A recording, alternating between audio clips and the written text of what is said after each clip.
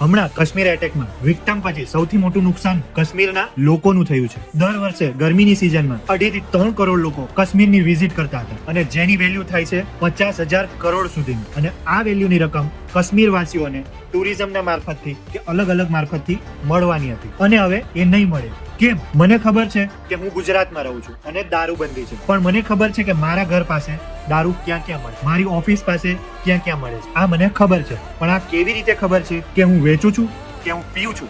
ના, હું એની આજુબાજુમાં રહું છું. એટલે આ જ વસ્તુ કાશ્મીર વાસીઓ માટે લાગુ પડે કે કાશ્મીરમાં રહેતા લોકો એની આજુબાજુમાં આ બધા ઓર્ગેનાઇઝેશનો ક્યાં રહે છે, ક્યાં એમની મીટિંગો થાય છે, ક્યાં એ બધા કામ કરે છે, આ બધું ખબર હોય તો સરકારને અથવા ત્યાંના લોકલ પોલીસને જણાવી દો. કારણ કે છેવટે નુકસાન તો કાશ્મીર વાસીઓનું જ છે. અને કાશ્મીર અંદરથી એટલું બધું ગંદુ છે કે જો સરકાર એની સફાઈ કરવા જાય તો 50 વર્ષ પણ ઓછા પડે, અને જો કાશ્મીર વાસીઓ કરે તો 5 વર્ષમાં બધું સફાચક થઈ જાય. અને આવીને